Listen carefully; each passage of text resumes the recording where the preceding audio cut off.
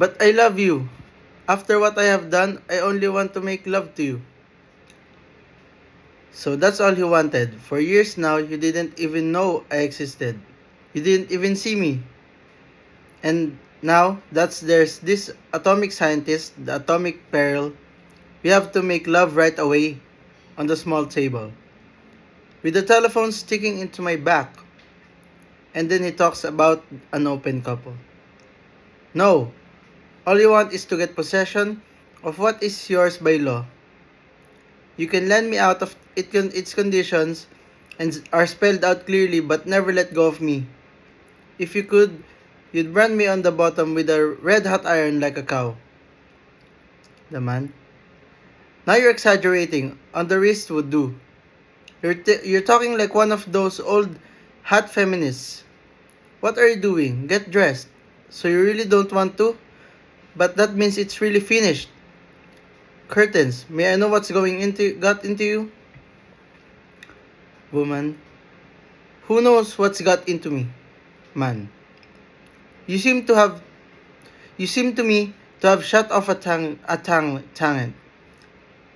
You seem to have become, I don't know what to call it. I know, a complete stranger. Something from another world. I love you as much as before. Try to come to yourself again. The person insults me, who swears at me, who tries to throw herself out of the window, who shoots at me and misses. That's the Antonia I like best. Come to yourself. Woman. Come to myself? Poor desperate Antonia. Throw yourself out of the window on Thursday. Hang yourself on Friday. Rest on Sunday. Find your ego. How banal you are. All that stupid rational crap. No, I can't come out today. I'm looking for my real self. My ego. Who's got at my ego? It was here, next to the telephone. I can't find it anymore. Who's taken it? So I chose this scene from the drama Open Couple because for me it exposes hypocrisy and emotional imbalance from the couple's open relationship. The husband, despite looking for freedom and seeking control and validation from his wife, him revealing his ego and inability to truly accept an equal partnership.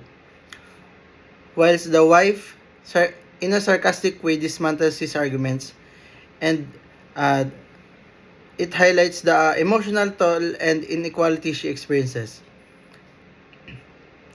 Her sarcastic remarks sarcastic remarks signal a moment of empowerment as she critiques not just her husband but also the societal norms that enable such dynamics. The humor and absurdity in their dialogue further emphasize the contradictions from their relationship, making this scene a good scene to critique of from gender roles, love, and freedom in modern relationships. Thank you very much.